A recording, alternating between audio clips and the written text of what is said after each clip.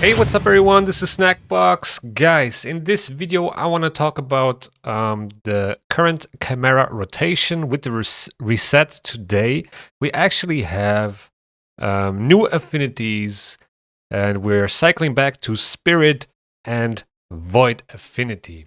Before we continue with the video, a lot of my viewers are not subscribed to the channel, so please, if you enjoy the content, subscribe and also hit the thumbs up. It really helps me. And now let's get back to the video. And because of that, I decided to use Nekmo again.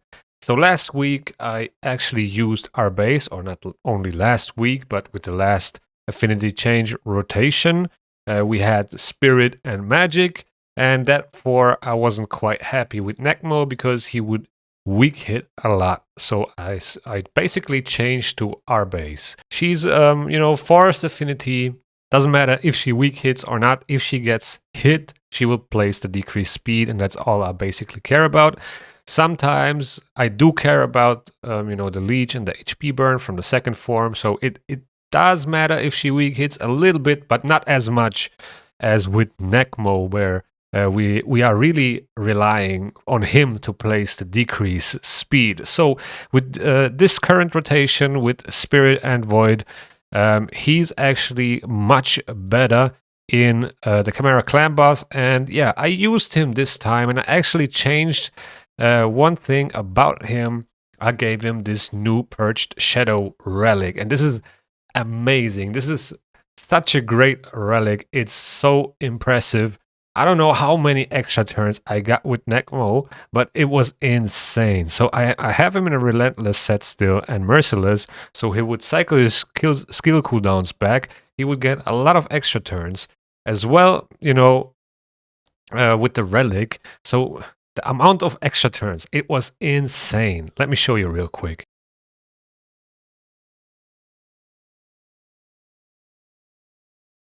So yeah, basically I have it on him, and I have this relic also on Mikage, which also boosted my damage by a massive amount. It's so crazy, and I want to rank this up really. I want to get the chance even higher, to maximize the amount of extra turns Lady Mikage gets, because every time she gets a extra turn, my ninja will do extra damage. And that is the beautiful part about it. Not only will he do damage, he will also get turn meter. He will get 15% turn meter every time he uses that A1. And he uses it every time Lady Mikage uses the A1 or the ally attack. So Lady Mikage's extra turn will will cause Ninja to do more damage and get more turns as well. That's why this combination is so nice. The only better option here would be a Toshiro, and you could probably argue in some cases when the affinity changes, you can use Harima, and she brings also the decreased attack, which you don't have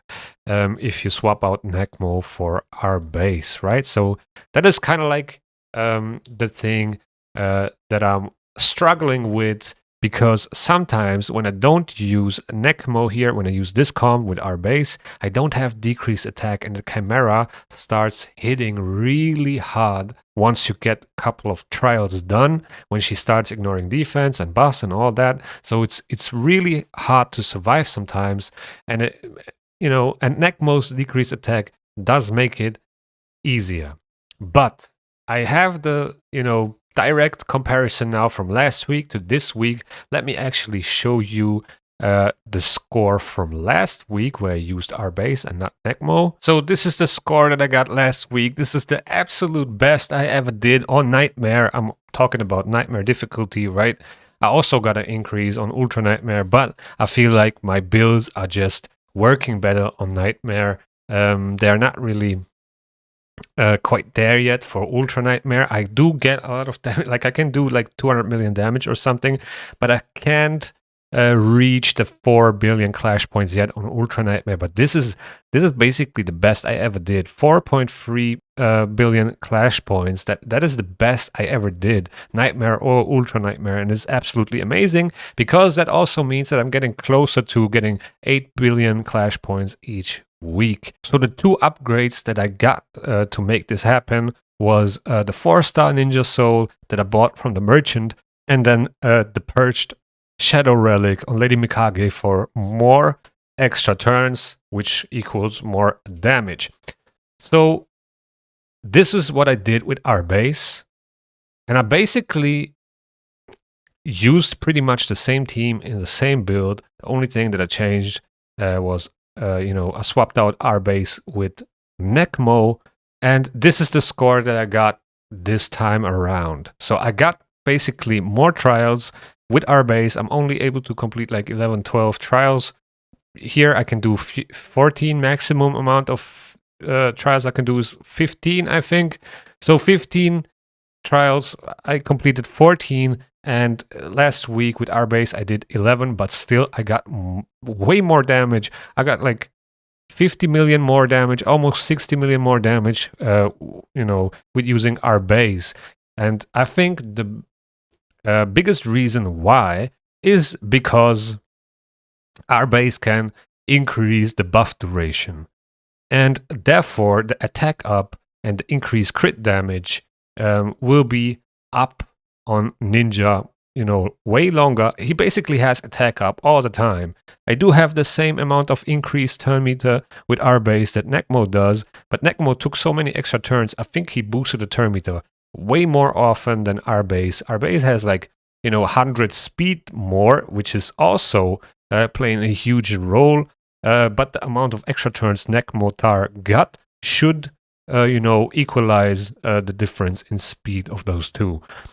Quite impressive, quite a good amount of damage here. 258 million. It's not bad. It's not like my worst, performance in Chimera, but the difference between Arbais and Nekmo in Chimera is quite significant. I don't think my damage would be much higher if I would have had like 100 speed more on Nekmo. I think it's really the buffs that are, running out. It's not only the attack up, it's also the, protected buffs from Siphi, which give him, like 15% more damage sometimes even more. If if Ninja gets killed and I revive him with Siphi, he can also get that protected attack up and crit rate buff from Siphi. And if I manage to extend that more often so it doesn't run out, I have an additional 10% more damage. So it's really about the buffs. I think that's what's making the difference here, and why Arbais is much better, in my opinion, for Chimera, even though I'm not able to complete as many trials as with Nekmo, but I do more damage. And instead of, completing 2 or 3 more trials, which would probably not benefit me that much in the long run, I'd rather, hit the 4 billion clash points per key, so I can do the 8 billion clash points each week, and that way, get like random shape gemstones each week, like all 4 gemstones each week instead of 2 each week. I think that's a huge difference, and that will benefit me more in the long run, because it's really hard to get those random shape gemstones.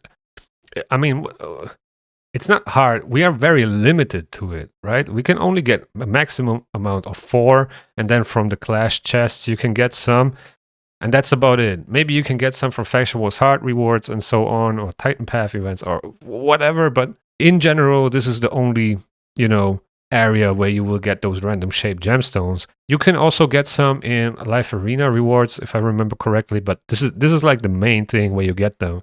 That's probably the most beneficial part about it. So I will do anything, to reach that 4 billion clash points per key, so I can get all the gemstones each week.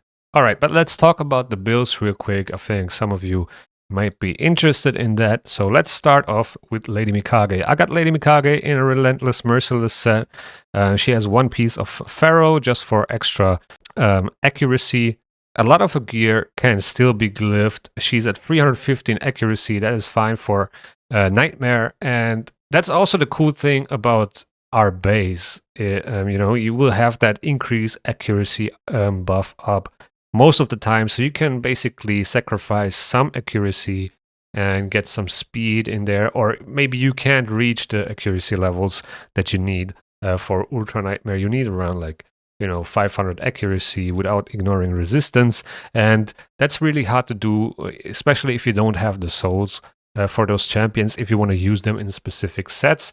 Like Relentless and Merciless, you don't get a lot of pieces from this gear, a lot of artifacts, so you are kind of limited to the amount of pieces you get from those sets, and it's really hard to get some artifacts where you can hit those stat requirements. So basically, I try to get as much speed in here as possible. My banner is absolutely trash, if you want to say so. Look at this Shadowkin banner. It has only one roll into speed, and it's an HP banner, but it's basically the best I can do. So Lady Mikage sits at 311 speed, 315 accuracy, which is totally fine for Nightmare. This works absolutely fine. She's booked, so she ignores resistance. For Ultra Nightmare, I need Arbais basically with the increased accuracy. Without Arbais, without the increased accuracy, I would aim for like 400 plus accuracy for Ultra Nightmare. If she's not booked, you want the 500 because, you know, to extend the debuffs sometimes, and this is quite important. I have the Cruelty Blessing on her, which also upped my score by a lot, right? The Chimera has a lot of defense, so everything that reduces the defense from the Chimera is amazing. So if I would get a 6-star blessing here, my damage would skyrocket by a lot. I would decrease the defense even by 10% more, and that would be quite significantly in the damage.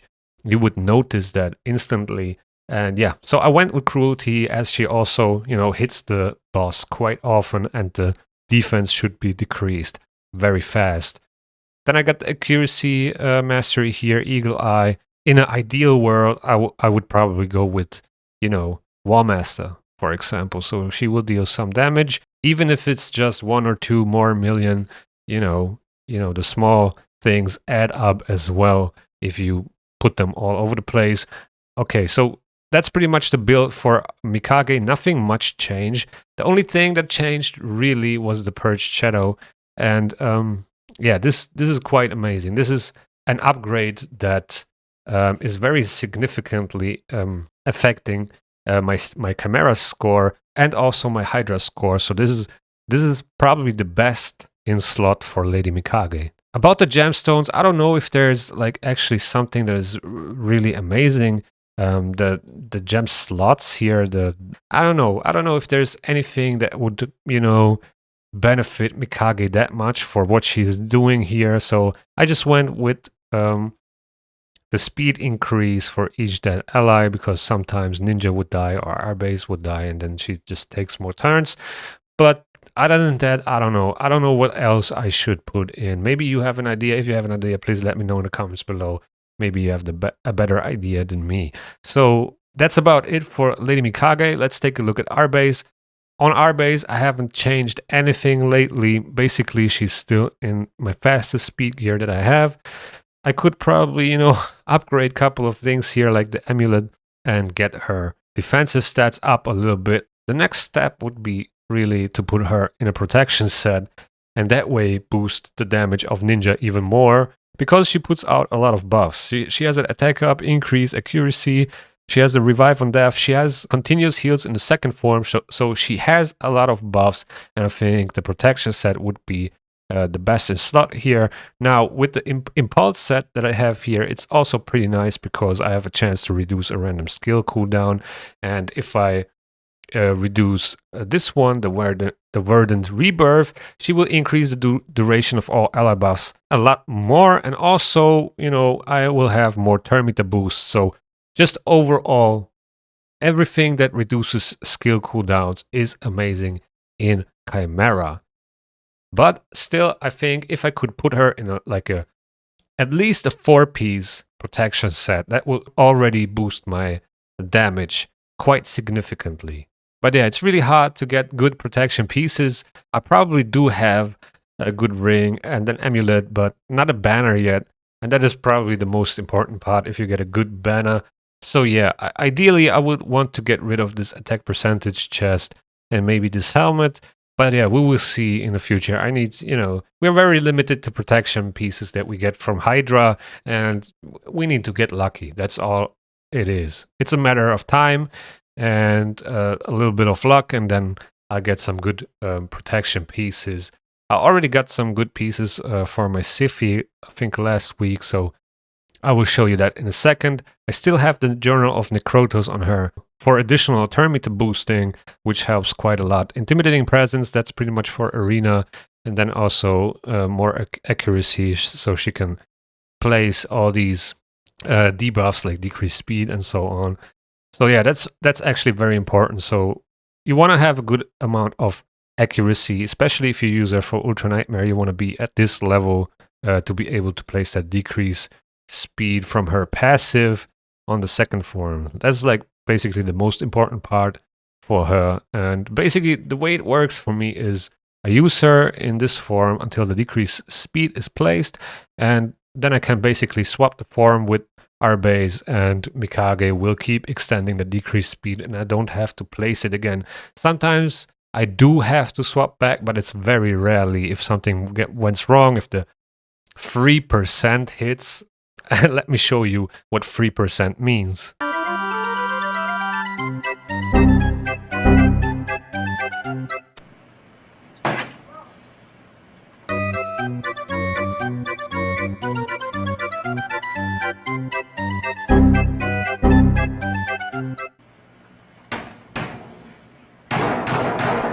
So yeah, they say it's a 3% chance that your debuffs get resisted, but with this Lydia, I have 522 accuracy, which is more than I need for Nightmare. And the 3% chance, you know, how they call it, is feeling more like a 30% chance. And I don't know if Lydia is broken or something. I don't know what it is.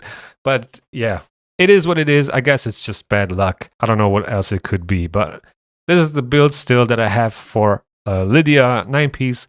Feral set, and that means allies deal 5% more damage per each debuff placed by the wearer. So she has the Fear on the ramp form, she has the decreased defense and the weaken, and she has the block buffs, poison sensitivity, and block active skills on the Viper form. So in total, she has a lot of debuffs that she can place, which add a lot more damage to your damage dealer, and that's quite amazing. These are the stats: 303 speed. I wish I could get her a little bit faster. She has the highest defense, so she also gets targeted by the line form. She also has the lowest crit damage, so she gets targeted by the ram form. And yeah, so basically she's kind of like my tanking target. For Nightmare, this is an absolute overkill. For Ultra Nightmare, this is exactly where you want to be. I don't know about the Relic. This is just something I put on her so she gets a little bit more defense. And the Brimstone Blessing does make the most sense for Chimera on Lydia, because if you use her in a 9-piece Feral set, that Brimstone, the Smite debuff will also add another debuff, another 5% damage to your allies. I do have War Master on her. I haven't changed anything about the masteries. I think there might be a relic that would make more sense. Maybe something that gives her more speed. That would probably be better than this relic that I'm using right here. But yeah, this is what I'm using, and it works very well so far. Now, this is my Siphi that I'm using. This is my Reviver. She's in a 9-piece protection set. It's the best protection set that I have. And she's basically at 392 speed. I could glyph this up by a lot, especially now with the new glyphs. I could get the speed up by quite a bit. I got, a new gauntlet. Before that, I had an attack percentage gauntlet. Also a triple speed roll. This one rolled a little bit less speed. I think the other one was 21. This is also the worst triple speed roll you can have on a 6-star piece, but it is what it is. I'd rather have the defense percentage and some HP here instead of attack percentage and one more speed. Like, that's not worth it. I did roll this nice piece here and got a max epic speed glyph roll on it as well. So this is quite amazing. An HP percentage chest, really hard to get it right. Like, I was really happy about it. It also has defense percentage, which is quite nice, and flat HP. Resistance would have been better probably, but it is what it is. Defense percentage, ascension, also perfect. So yeah, quite happy with this piece. So as I said, she's at 392 speed, 78k HP, 5.1k defense, and that's pretty much all that I care about. She kind of has still, arena masteries that I haven't touched in quite a while. But yeah, I'm pretty happy now that I got a lot more speed. I think I got like 10 more, 12 more speed, something like that, because of the new artifacts, so that worked pretty well. And yeah, so the 9-piece protection set does add a lot of damage if you can get all these free buffs protected and you extend them with Arbais or Lady Mikage as well. You will have them up forever until they get, I don't know, until they run out, basically. And if you are lucky, they will never run out. Also, if Ninja dies and you revive him, he can also potentially have an protected increase attack and increase crit rate buff that you can also extend and never run out of it. So quite amazing. Actually, Siphi turned out to be my best revived champion for the Chimera. Occasionally, I will probably use Blind Seer at some point because she has that block damage, and that makes it easier to complete some of the Ramform trials. So I will try that out once I book her and have some nice artifacts from her. Maybe I'll use this protection set on her, but we will see. That might help for, completing some of the trials, but I still think Siphi is better overall if you want to maximize your damage. Now let's take a look at Ninja. So Ninja is in a 2-piece seal set. So this gives 12% more damage if he's had 100% HP, and that's a lot. Then I have him in a 6-piece Merciless set, and I have 1 pinpoint banner, so he gets an additional 20 accuracy, and these are his stats. I recently, last week, got his 4-star soul, which was a quite significant upgrade because he got, these 38% more crit damage. It really made a huge difference. So he's at 8.8k attack, 52k HP, 2.9k defense, 217 speed. You don't need him to be faster than this. I would rather just stack up as much attack as possible because he will get a lot of turn meter with Lady Mikage, and also he doesn't really need to take a lot of turns because he will always join the ally attack from Lady Mikage. Obviously, I want to hit the 100% crit rate. He's at 330% crit damage. Quite nice now. I'm really happy with the amount of crit damage now and the attack. I think that's solid. The only thing that I want to get up a little bit is the accuracy, but it's also not really needed because on Ultra Nightmare, I will have that increased accuracy from Arbais. As I said, on Nightmare, this works perfectly fine. The 345 accuracy, maybe a little bit on the lower side. Maybe you can get it up a little bit, but for me, it worked perfectly fine. Then I have the Erratic Coronet on him. It's 4-star, and it basically gives you 30% more damage as soon as you hit the cap. So you need to place a couple of debuffs until you stack up your extra damage from this relic. And for the gemstones, I have these two right here. The Pierce Defenses gemstone is the triangular.